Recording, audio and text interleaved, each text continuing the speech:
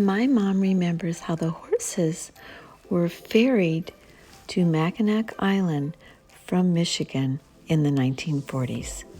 Her parents, actually her grandparents, owned the Chicago riding stables on Mackinac, and this is how it was done.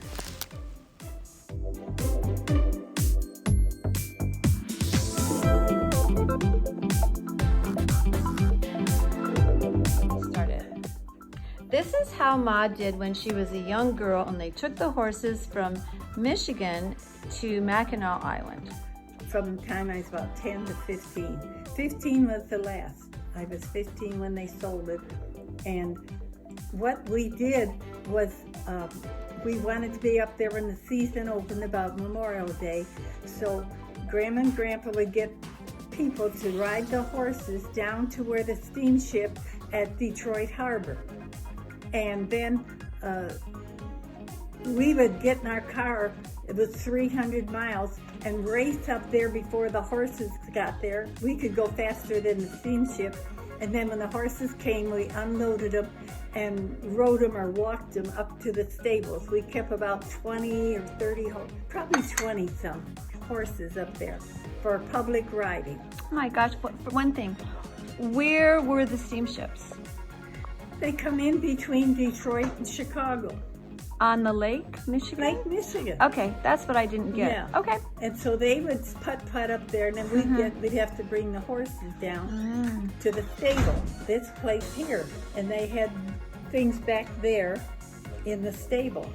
And Grandma would go up there, and she would take care of the horses, and Mother was the instructor and would help people get their horses and that. And when I was younger, I just stayed and watched my brothers and stayed out of the way. But when I was 15, they let me ride a horse from the stable on 7 Mile down to the harbor or wharf, whatever you call it, down at the Detroit water, Lake Michigan, and put him on the boat. And my brother was mad because he wasn't old enough to do it, and I was old enough. I got to do it. And then when they sold the business, they got a farm in Detroit, and we would go out there and ride the horses they kept. Mother's Black Jewel, mine was Flicka, and we enjoyed that. And then for some reason, they sold that farm. I don't know what they did with the horses, and moved to California. That's how they got to California. And what year was that? 1950, I think. Because in 49 they closed the stables at Mackinac that they called the Chicago stables, and then recently they are called Cindy's Riding Stable. Riding Stable. And so when we went up there, I told them who we were, and they said, well, we've still got your sign, Chicago Riding Stable. Wow, the original. Yeah. It's nice they kept it.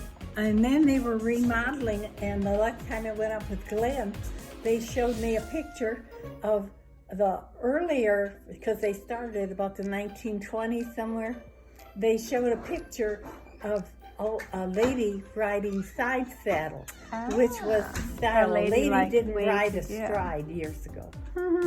So it was fun. I've got that picture somewhere. But that was how we grew up from about the time I was maybe 8 or 10 till the 16th. What an experience it was.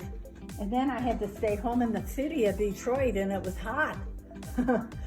We were used to being on the lake where you couldn't take a sweater off till about 2 o'clock.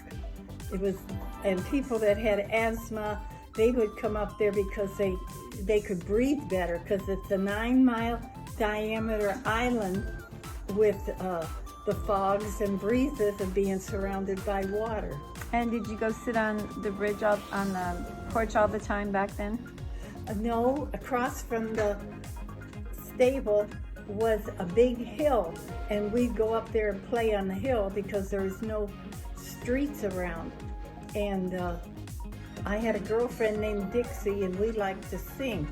And so we'd pretend we were singers, and we went in a little area and put a bower of weeds or something across and pretended we were on a stage singing. And then I'd have to watch my brothers, and at the top of the hill was a golf course, and they would grab the golf balls when they'd go off the track and sell them back to the people for $1. And that was on